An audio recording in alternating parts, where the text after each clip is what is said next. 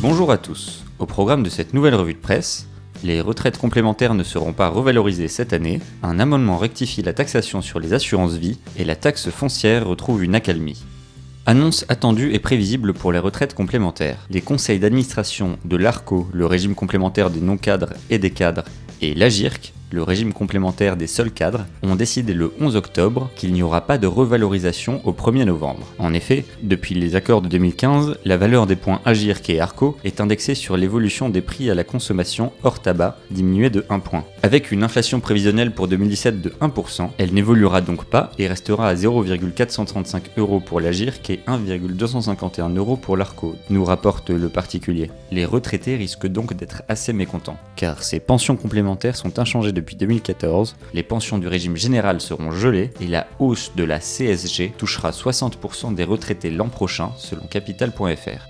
Bonne nouvelle pour les personnes ayant souscrit à une assurance vie il y a moins de 8 ans. En effet, un amendement des députés de La République En Marche, validé mercredi dernier en commission des finances, veut étendre la flat tax de 30% aux détenteurs d'assurance de moins de 150 000 € et depuis moins de 8 ans. Capital.fr nous explique qu'avec la hausse de la CSG de 1,7 points l'an prochain, la taxation aurait dû passer à 52,2% pour les contrats ouverts depuis moins de 4 ans et 32,2% pour ceux souscrits il y a entre 4 et 8 ans. Cela aurait été injuste par rapport aux contrats de plus de 150 000 € taxés à 30% et ceux de moins de 150 000 € mais plus de 8 ans taxés à 24,7% l'année prochaine. Leséchos.fr détaille les 7 points essentiels de cette nouvelle fiscalité. Les revenus effectués avant le 27 septembre 2007, quel que soit le montant et la date des rachats, ne sont pas concernés. L'ancienne fiscalité continuera à s'appliquer aux retraits. La nouvelle fiscalité ne s'appliquera qu'aux rachats réalisés à compter du 1er janvier 2018.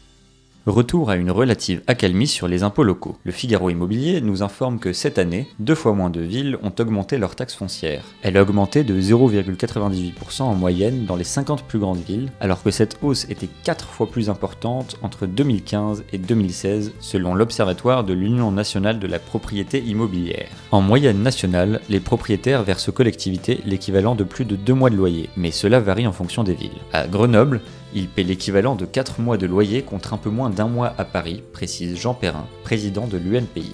La Dépêche.fr note également que cette association de défense et d'information des propriétaires immobiliers s'inquiète tout de même d'une hausse de 14% en moyenne entre 2011 et 2016. C'est le seul indice en augmentation alors que les taux d'intérêt et l'inflation baissent, souligne Jean Perrin. De plus, avec la prochaine quasi-disparition de la taxe d'habitation, c'est presque le seul levier fiscal qui restera pour certaines collectivités locales.